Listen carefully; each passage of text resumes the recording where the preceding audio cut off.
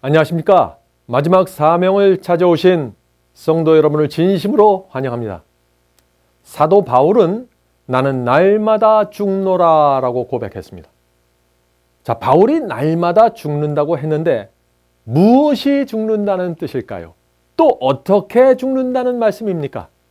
사도 바울은 자아가 십자가에 못 박혀 죽는 경험을 침례를 통해서 설명했습니다. 자, 그 말씀이 로마서 6장 3절과 4절에 있습니다. 자, 그 말씀을 읽어보겠습니다. 무릇 그리스도 예수와 합하여 침례를 받는 우리는, 자, 여기서 바울은 침례를 받을 때 예수와 함께 받는다고 했습니다. 자, 이것이 무슨 말일까요? 침례 받기 위해서 물속에 들어갈 때 예수님과 함께 들어간다는 것입니다. 자, 계속해서 읽어보겠습니다. 그의 죽으심과 합하여 침례 받는 줄을 알지 못하느뇨. 자, 그의 죽으심과 합하여 침례 받는다는 말이 무슨 뜻입니까? 예수께서 십자가에 달려 죽으신 것처럼 우리가 그 경험에 동참하기 위해서 침례를 받는다는 것입니다. 그러므로 침례는 십자가의 죽음을 뜻하는 것이죠. 자, 계속 읽겠습니다. 그러므로 우리가 그의 죽으심과 합하여 침례를 받음으로 그와 함께 장사되었나니. 자, 예수님이 십자가에 죽으신 것처럼 우리도 침례 받을 때 물속에서 죽는다는 것입니다. 물이 우리의 무덤이 된다는 말이죠. 계속 읽어보죠.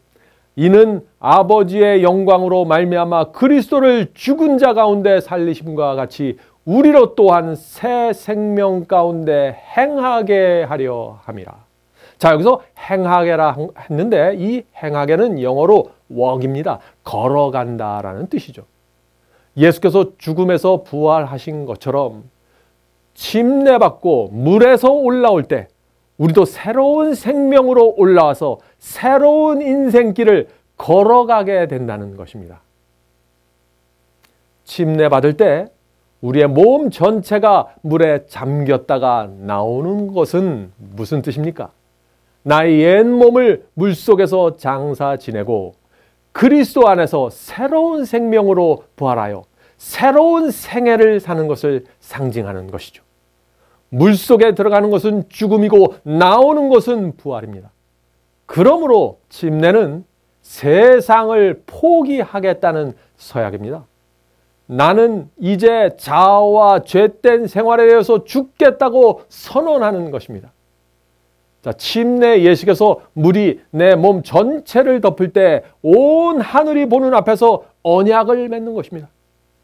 하늘 아버지와 아들과 성령의 이름으로 물 무덤으로 내려갈 때 침례 받는 사람은 그리스도와 함께 장사되는 것입니다. 그것은 또한 십자가에서 내 육체가 그리스도와 함께 못 박혀 죽는 것을 뜻하는 것입니다. 자, 온 몸이 물에 잠겼다가 올라올 때는 하나님께 충성하는 새로운 생명으로 부활하게 되는 것입니다. 이 모든 과정과 예식을 하늘에 계신 세 분 하나님과 천사들이 보고 있는 것입니다. 바로 이것이 침례 예식에 담겨져 있는 의미가 되는 것입니다. 자, 오늘은 우리는 아주 중요한 경험을 살펴볼 것입니다. 우리 마음속에서 벌어지는 그 영적인 경험을 살펴볼 때 성령께서 우리와 함께 하시기를 간절히 바랍니다. 로마서 6장에 나오는 이런 침례의 의미를 공부하고 나면은요, 많은 분들이 이런 질문을 합니다. 바울은 침례 받을 때 몸 전체가 물에 잠기는 것은 옛몸, 죄된 자아가 물속에서 죽는 것을 뜻한다고 했습니다. 그 말씀이 로마서 6장에 있습니다. 그리고 예수께서 십자가에 죽으신 것처럼 우리도 침례 받을 때 내 자아가 죽는 경험을 해야 한다고 했습니다. 또 물에서 올라오는 것은 그리스도 안에서 새로운 생명으로 부활하는 것을 뜻한다고 했습니다. 저는 그 바울의 말씀을 믿습니다. 그러므로 침례받은 그리스도인은 새로운 마음으로 새로운 생애를 살아야 한다고 했습니다. 그 모든 것이 바울의 가르침이라는 사실을 압니다. 그런데 정말 그것이 진리라면 육체가, 우리의 죄된 본성이 완전히 죽어서 없어진다는 뜻인가요? 우리가 침례를 받으면 더 이상 육체로부터 올라오는 그 죄된 요구가 사라지고 없어진다는 뜻인가요? 자, 이런 마음의 의문과 질문을 던지게 되는 것입니다. 여러분은 이런 질문에 대해서 어떤 대답을 하시겠습니까? 성경은 우리가 자아를 십자가에 못 박는다고 할지라도 육체의 요구가 완전히 사라지고 없어진다고 말하지는 않습니다.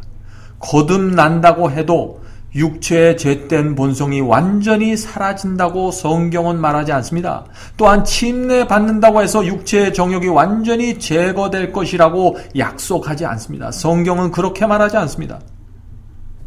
그러므로 침례를 받고 거듭나도 우리가 여전히 유혹을 느끼게 됩니다. 죄된 충동을 느끼게 되는 것입니다. 우리는 예수께서 재림하셔서 우리에게 영원히 살 수 있는 그 거룩한 몸을 주실 때까지 유혹을 느끼면서 충동을 느끼면서 살게 될 것입니다. 그것은 자연스러운 우리의 느낌입니다.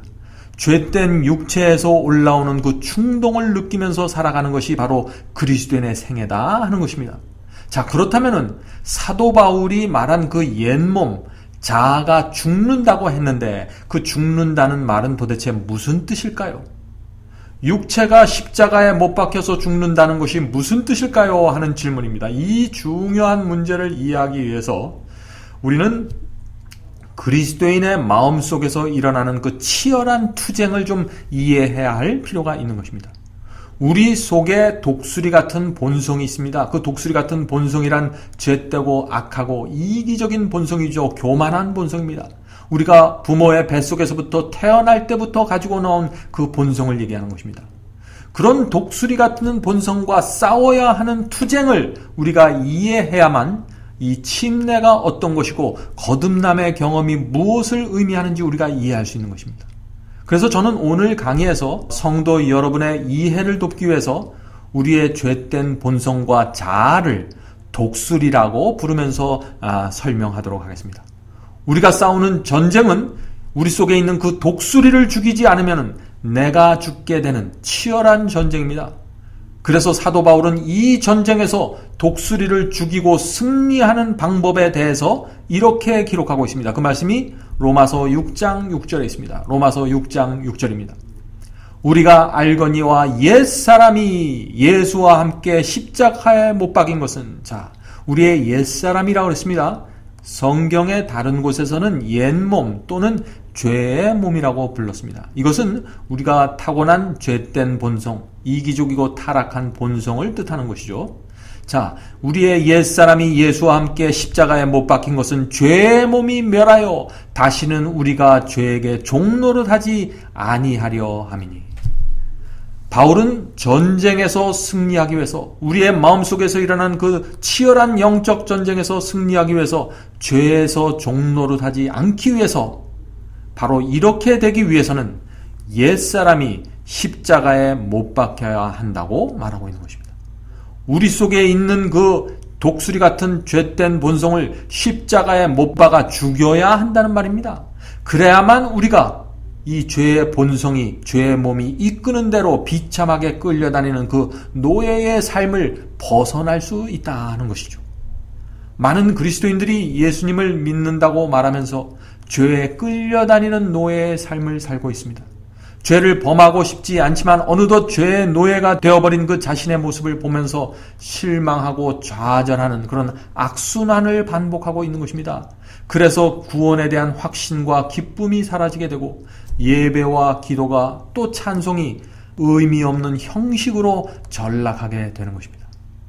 자, 제가 앞에서 언급했던 것처럼 거듭난 그리스도인이라고 할지라도, 이 마음을 주 앞에 드린 그런 성도들이라고 할지라도 죄에 대한 충동과 유혹을 느낀다고 말씀드렸습니다. 왜냐하면 거듭남을 경험한 후일지라도 육체의 소욕, 다시 말해서 그 독수리 같은 본성이 우리 속에서 계속 무엇인가 요구하고 부르짖기 때문에 우리가 그런 느낌을 느끼게 되는 것입니다. 독수리는 유익하고 선한 것을 요구하지 않습니다. 우리 속에 있는 그 죄된 본성은 그 선한 것을 요구하지 않습니다. 그것은 언제나 무엇인가 썩고 부패한 것을 원합니다. 제가 이 조지아에서 운전을 하다 보면은 때때로 어떤 죽은 짐승이 노루가 차에 치여서 죽어 있는 것을 봅니다. 그때 많이 날아오는 것들 중에 한 종류가 바로 독수리입니다. 독수리는 그렇게 죽은 시체, 부패한 것을 원하는 것입니다.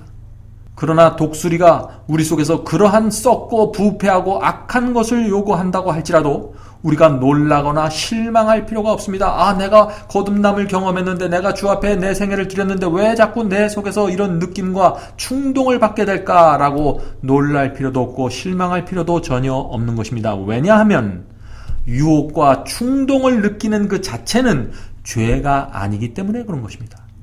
자, 이것은 매우 중요한 개념입니다. 이 개념을 좀 더 깊이 있게 좀 살펴보도록 하겠습니다. 많은 분들이 유혹을 느끼고 죄의 충동을 받는 그 자체를 죄라고 생각하기 때문에 좌절하고 실망하게 되는데 그것은 잘못된 생각입니다. 내가 어떤 유혹을 느낀다, 내가 어떤 속으로부터 어떤 죄된 충동을 느낀다, 그러니까 나는 이미 죄를 범했구나. 그것은 잘못된 생각이다. 매우 성서적이 아닌 생각이다 하는 것입니다. 그 내가 느끼는 느낌, 충동과 유혹에 굴복하여 그것이 요구하는 것을 받아들이고 마음에 품기로 선택할 때 비로소 유혹이 죄가 되는 것입니다. 죄가 되는 것은 내가 어떤 생각과 내 선택을 행동으로 옮길 때 죄가 되는 것이 아니라 그 유혹과 시험에 굴복하고 내 마음이 굴복해서 그것을 마음에 품기로 선택하고 그것을 마음속에서 인조이하고 즐기기 시작할 때 비로소 죄가 된다 하는 것입니다. 그래서 사도 야고보는 유혹이 죄가 되는 과정을 이렇게 설명하고 있는 것입니다. 사단이 던져주는 유혹을 받고 죄를 범해서 결국 멸망당하게 되는 그 과정을 사도 야고보는 지금 이렇게 설명하고 있습니다. 그 말씀이 야고보서 1장 14절과 15절입니다. 야고보서 1장 14절과 15절입니다. 이 말씀은 굉장히 중요한 말씀입니다. 오직 각 사람이 시험을 받는 것은 자기 욕심에 끌려 미혹됨이니. 자, 여기 첫 번째 시험을 받는 첫 번째 단계가 무엇이라고 했습니까? 시험을 느끼는 것입니다. 유혹과 시험을 느끼는 것입니다. 내 속으로부터 어떤 충동을 느끼는 것입니다. 그것이 첫 번째 단계입니다. 그러면 두 번째 단계로 넘어가는데 그것은 뭐냐면은 자기 욕심에 끌려 미혹됨이니. 자, 시험을 받으면은 육체가 속에서 꿈틀거리면서 욕심이 일어나게 됩니다. 정욕이 일어나게 됩니다. 이기심이 발동하게 됩니다. 그런 유혹이 밖에서부터 오는 그 유혹이 달콤하게 느껴지기 때문에 이기심과 욕심을 품고자 하는 정신이 머리를 들려고 하는 것입니다. 그런 과정을 거쳐서 결국 마음을 정하고 선택하게 되는 것이죠. 사도 야고보가 말한 그 과정을 다시 읽어보겠습니다. 자기 욕심에 끌려 미혹됨이니 욕심이 잉태한즉 죄를 낳고. 자, 여기 분명하죠? 죄가 언제 생기게 된다고 했습니까? 욕심을 마음에 품기로 결정했을 때 죄를 낳게 된다고 했습니다. 각 사람이 시험을 받습니다. 욕심에 끌려 미혹이 됩니다. 그러나 아직 거기까지는 죄가 된 것이 아닙니다. 죄가 되는 것은 그 미혹을 받고 욕심을 마음에 품기로 결정했을 때, 잉태했을 때 죄를 낳게 된다고 말하는 것입니다. 자, 이렇게 해서 죄가 생기면 그것은 그냥 가만히 있지 않습니다. 죄는 반드시 자라나게 되는 것입니다. 그래서 사도 야고보가 이렇게 말한 것입니다. 욕심이 잉태한즉 죄를 낳고 죄가 장성한즉 사망을 낳느니라.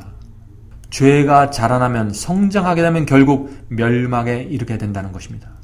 그러므로 욕심을 품고 죄를 범하게 되었을 때 즉시 주 앞에 나가 회개해야 되는 것입니다.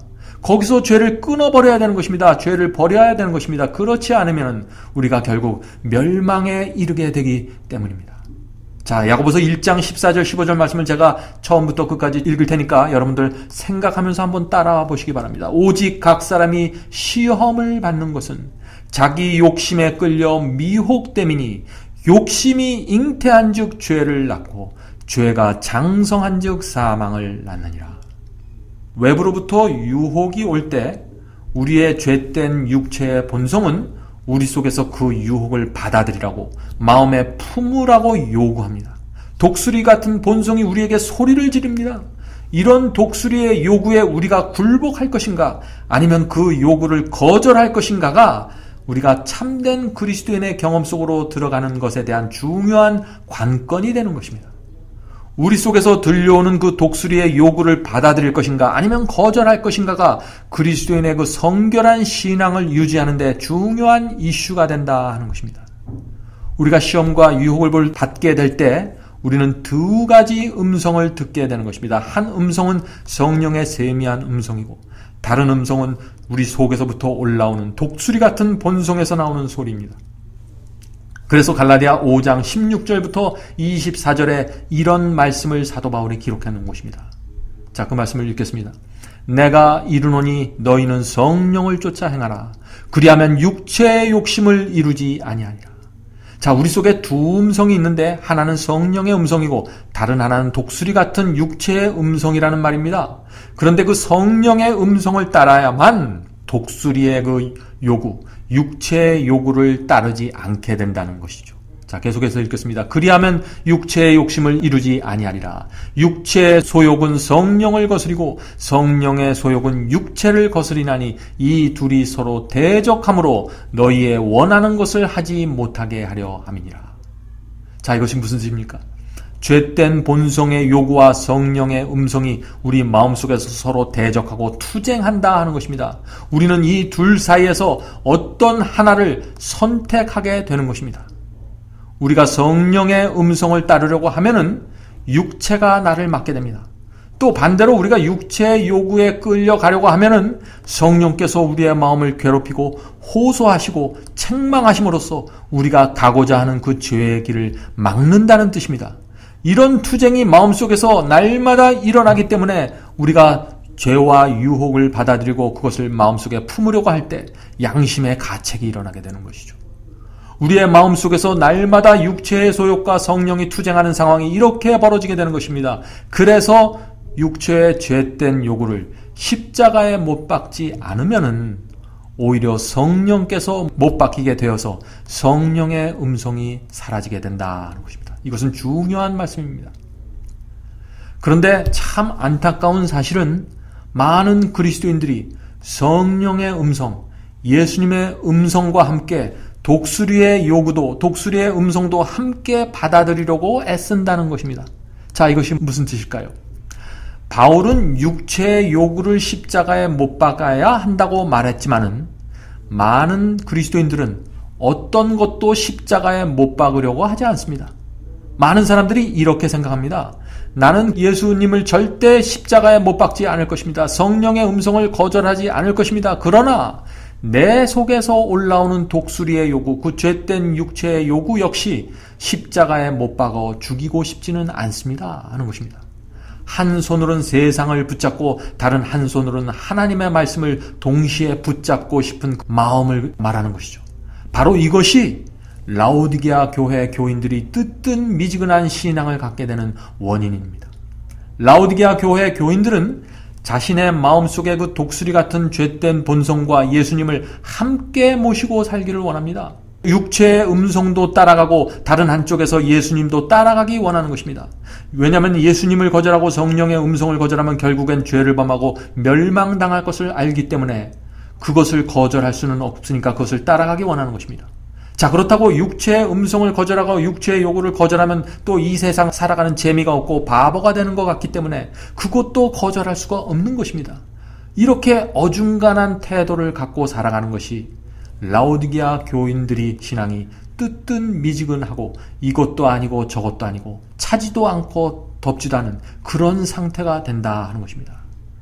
그래서 참된 그리스도인의 경험으로 들어가지 못한 채 길을 잃어버리게 되는 것입니다. 그리스도인은 마음속 보좌에 오직 예수님 한 분만 모시는 사람들입니다. 날마다 육체의 소욕이 죄를 범하라고 소리치고 악을 행하라고 소리칠 때마다 그것을 십자가에 못 박아 죽이는 사람들이 하나님의 성도입니다. 그것이 바로 성경이 말하는 승리의 경험이고 성화된 생애를 얘기하는 것입니다. 자, 그런데 문제는 우리 속에 있는 그 독수리 같은 본성을 십자가에 못 박아도 그것이 여전히 살아서 꿈틀거리고 악을 행하라고 우리에게 소리친다는 것입니다. 자, 이것이 무슨 뜻일까요? 십자가에 못 박힌 독수리는 자신을 놓아달라고 자꾸 소리칩니다. 자신을 풀어달라고 애걸합니다. 자신의 날개와 발에 박힌 못을 빼달라고 애원하며 절규합니다. 이런 식으로 대개 우리들에게 호소하죠. 나를 풀어주십시오. 잠깐 풀어놨다가 다음 주에 나를 다시 십자가에 못 박아도 되잖아요. 라고 설득하는 것입니다. 이런 논리로 우리를 설득하고 유혹하는 것입니다. 우리의 마음속에 내 자신을 합리화시키기 위해서 이런 생각들이 떠오르는 것이죠. 독수리를 풀어주어야 할 이런저런 이유를 우리에게 자꾸 제시하는 것입니다. 잠시 육체의 요구를 들어주어야 할 이유를 제시해 주는 것입니다. 자, 그런데 독수리의 이런 논리, 그런 말에 휘말리면 어떤 일이 생길까요? 오늘은 독수리를 못 박았다가 내일은 풀어주는 생활을 되풀이하게 되는 것입니다. 오늘은 죄된 본성의 요구를 십자가에 못 박았다가 내일은 죄된 요구의 말을 듣고 귀가 솔깃하여 그 말을 따라가는 그런 삶을 되풀이하게 되는 것입니다. 독수리의 요구에 끌려다니는 피곤한 신앙생활을 하게 되는 것이죠. 그런 식의 삶을 살면은 결국 어떤 생각을 하게 될까요? 이런 생각을 하게 되는 것입니다. 자, 내일이면 또 다시 내가 이 죄된 요구를, 죄된 본성의 요구를 들어서 또 죄를 질 텐데, 독수리를 풀어줄 텐데, 어차피 다시 풀어줘야 할 독수리를 구태여 힘들게 못 박을 필요가 어디 있나? 날마다 십자가에 내 자신을 못 박는 것은 너무나 피곤한 삶이야. 내일이면 다시 내가 죄를 범할 텐데 굳이 오늘 십자가를 메고 좁은 길을 걸어야 할 필요가 있을까? 구원은 오직 믿음으로 하나님의 은혜로 거저받는 것인데 이런 식으로 생각이 돌아가게 되는 것입니다. 그래서 그런 사람들은 경건함은 부자연스러운 것이고 죄를 범하는 것이 당연한 것처럼 생각이 흘러가게 되는 것입니다. 그래서 결국 독수리를 십자가에 못 박는 일, 죄된 육체의 요구를 십자가에 못 박는 일을 중단하게 되는 것입니다. 그러나 우리가 독수리를 십자가에 못 박는 일을 중단하는 순간 어떤 일이 일어날까요? 우리는 하나님의 아들 예수 그리스도의 손에 다시 못질하기 시작하게 된다는 사실을 기억해야 됩니다. 우리가 육체의 요구를 들어주는 순간, 그 음성을 따라가는 순간 우리는 성령의 음성을 거절하게 되는 것입니다. 성령을 십자가에 못 박게 되는 것입니다. 독수리를 십자가에 못 박는 일을 중단하면 우리는 영적으로 무기력한 삶을 살게 되는 것입니다. 승리가 우리의 신앙 속에서 사라지게 되는 것입니다. 순종이 우리의 신앙 속에서 사라지게 되는 것입니다. 독수리를 십자가에 못 박는 일을 중단하면은 죄된 본성의 요구에 굴복하는 생애를 살게 되는데, 그런 생애를 살게 되면 결국 하나님의 말씀과 복음을 자신의 그 죄된 경험의 그 수준으로 끌어내려서 변질시키게 되는 것입니다. 내가 성경이 말하는 그 복음으로, 그 표준으로 올라가야 하는데 내 형편과 내 삶에 맞추어서 복음을 끌어내리게 된다 하는 것입니다. 그렇게 할 수는 없는 것이죠. 한편에서는 예수님을 믿는다고 말하면서 다른 한편에서는 말씀이 요구하는 순종과 자아를 희생하는 그런 생애를 거절하기 때문에 자신의 세속적인 그런 경험에 맞추어서 성경 말씀을 자신도 모르는 사이에 자꾸 재해석하고 다른 방식으로 해석하게 되는 것입니다. 이것은 정말 두려운 일입니다. 이런 식으로 우리의 신앙이 흘러가면은 양심의 음성이 사라지게 됩니다. 성령의 음성이 점점점 작게 들리게 됩니다. 많은 그리스도인들이 자신도 모르는 사이에 오늘도 그런 경험 속으로 빠져들어가고 있는 것입니다. 자, 육체의 요구를 받아들이면 중생의 경험을 결국에는 잃어버리게 되는 것입니다. 자, 그렇게 되면은 하나님의 계명에 순종하는 것이 아주 무겁게 느껴지게 됩니다. 그래서 쾌락을 포기하고 세상을 포기하라는 그 계명의 요구를 귀찮고 나를 얽매는 것으로 생각하게 되는 것입니다. 좁은 길을 걸으면 인생이 너무 재미없어질 것 같다는 생각을 하게 되는 것이죠. 이 세상에서 바보 취급을 받을 것이니까 그렇게 살면 안 된다고 생각하는 것입니다. 그래서 많은 사람들이 악을 원하지는 않지만 자꾸 악하고 이기적인 본성이 요구하는 그 넓은 길을 걸어가게 되는 것입니다. 예수님도 믿지만은 쾌락과 재미도 포기하지 않으려는 그런 정신 속에 빠지게 되는 것이죠. 그러나 하나님과 살아있는 관계를 맺고 있는 그리스도인들은 성경 말씀과 계명이 요구하는 것을 행하고 또 하지 말라고 하는 것을 하지 않는 그런 삶 속에서 참된 만족과 행복을 누리게 됩니다. 거듭난 그리스도인에게는 하나님의 말씀과 계명이 자신을 보호하는 벽으로 느껴집니다. 그러나 중생의 경험을 잃어버린 사람에게는 성경 말씀과 하나님의 계명이 자신을 가두어 놓는 아주 답답한 울타리처럼 감옥소처럼 느껴지게 됩니다. 그래서 많은 사람들이 신앙을 버리게 되는 것이죠. 자, 바로 이러한 이유 때문에 라오디게아 교인들은 그리스도께서 성도들의 안전과 보호를 위해서 세워놓으신 하나님의 말씀과 하나님의 법에 대해서 불평을 하게 되는 것입니다. 그래서 이사야 선지자는 하나님의 법을 싫어하는 정신에 대해서 이렇게 아주 가혹한 강한 책망을 했던 것입니다. 이사야서 30장 8절입니다. 대저 이는 패역한 백성이요 여호와의 법을 듣기 싫어하는 자식이라. 참 얼마나 뼈 있는 말씀입니까? 그리스도의 십자가는 우리가 죄를 범해도 좋다는 허가증이 아닙니다. 십자가는 하나님의 법을 범하는 죄가 얼마나 무서운 것인가를 우리에게 보여주는 하나의 실증입니다. 우리가 죄를 범할 때 예수께서 그 죄를 대속하기 위해서 이렇게 십자가에 매달려 참혹하게 죽을 수밖에 없다는 사실을 보여주는 것이 십자가입니다. 우리의 죄 때문에 하나님의 아들이 십자가에 매달려 죽었다 하는 것을 보여주는 것이 십자가다 하는 것이죠. 그러므로 십자가는 하나님의 법을 폐하는 것이 아니라 오히려 하나님의 법의 권위를 높이 세우고 그 의미를 완전하게 세우는 것입니다. 그래서 예수께서 이렇게 말씀하신 것입니다. 마태복음 5장 17절의 말씀입니다. 내가 율법이나 선지자를 폐하러 온 줄로 생각지 말라. 폐하러 온 것이 아니요 도리어 완전케 하려 함이로다. 분명하죠? 참된 중생의 경험을 우리가 이해하지 못하면 또 그런 경험을 잃어버리게 되면 자신도 모르는 사이에 한 번 구원받으면 영원히 구원받습니다 라는 그런 설교를 좋아하게 됩니다. 왜냐하면 타락한 본성의 요구대로 살아가는 사람은 자신도 모르는 사이에 자신의 경험을 정당한 것으로 합리화시키려고 애쓰게 되기 때문입니다. 그래서 과거에 한 번 받은 구원은 어떤 경우에도 잃어버릴 수 없습니다 라는 설교가 들려오게 되면 그 말씀을 얼른 받아들이게 되는 것입니다. 그러나 성경은 어떻게 말합니까? 구원은 날마다 유지되고 지켜져야 한다고 말하고 있습니다. 그래서 사도 바울조차도 나는 날마다 죽노라고 고백했던 것입니다. 어제 우리가 구원의 경험에 있었다고 할지라도 오늘 내가 그리스도와 그분의 말씀을 거절하고 그분의 손을 놓고 떠나버리면 또 우상을 마음에 품고 돈을 사랑하고 이웃을 미워하고 넓은 길을 걷기로 선택하면 구원은 더 이상 나의 것이 될 수 없는 것입니다. 오늘날 많은 사람들이 어떻게 생각하나요?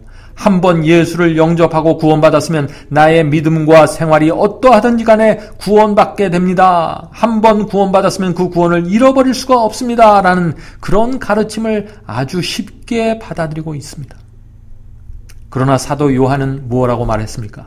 요한계시록 21장 17절에 이런 말씀이 있습니다. 무엇이든지 속된 것이나 가증한 일 또는 거짓말하는 자는 하늘에 들어오지 못할 것이라. 경고하고 있는 것입니다. 구원은 과거에 이루어진 어떤 한순간의 결정에 의해서 완성되는 것이 아닙니다. 한 번 우리가 결정하고 주님을 믿었다고 할지라도 그리스도의 은혜 안에서 계속해서 성장해 나가는 일이 필요한 것입니다. 씨가 땅에 떨어져서 죽으면 싹이 올라오는데 그것이 계속해서 성장해야 되고 잎이 나고 싹이 나고 줄기가 자라서 결국 열매가 맺어야 되는 것입니다. 그 열매가 있어야 하늘에서 우리를 추수하는 일들이 생기게 되는 것입니다. 그러므로 한번 거듭났다고 할지라도 독수리와 같은 본성의 요구를 계속해서 거절하는 삶이 필요한 것이죠. 그리스도인의 생애에 있어서 자아를 버리는 일은 그리스도를 처음 믿었을 때만 있는 일이 아닙니다. 하늘을 향하여 옮겨놓는 매 발자국마다 그 일은 새롭게 반복되어야 합니다. 하나님의 말씀에 대한 순종과 내 이웃을 사랑하는 그 마음은 우리가 억지로 만들어낼 수 있는 것이 아닙니다. 그것은 하늘로부터 내려오는 초자연적인 능력에 의해서 창조될 수 있는 것입니다. 사랑하는 성도 여러분, 우리가 정말 우리 속에서 치밀어 오는 그 육체의 죄된 요구를 거절하고 타고난 이기심과 게으름을 부정하고 극복하기를 원한다면 우리는 십자가로 가야 됩니다. 날마다 가야 됩니다. 내 노력과 힘으로 말씀에 순종하려고 하다가 깊은 좌절을 맛본 사람들은 이제 모든 것을 버리고 그리스도 앞으로 나가야 됩니다. 그분의 성품과 생애를 바라보아야 합니다. 그분의 십자가를 바라보아야 합니다. 그분의 사랑과 희생을 보아야 합니다. 그래야만 그리스도의 겸손을 배울 수 있게 됩니다. 자아를 버릴 수 있게 됩니다. 죄가 싫어지게 되는 그런 경험 속으로 들어가게 되는 것입니다. 자, 다음 시간에 우리는 이 자아가 죽는다는 말씀의 의미를 좀 더 깊이 살펴보려고 합니다. 자아를 십자가에 못 박아 죽인다는 것이 무엇을 의미하는 것이며 그 경험은 실제로 우리 속에서 어떻게 이루어지게 되는지 저희가 살펴보겠습니다. 그럼 다음 시간에 뵙겠습니다. 안녕히 계십시오.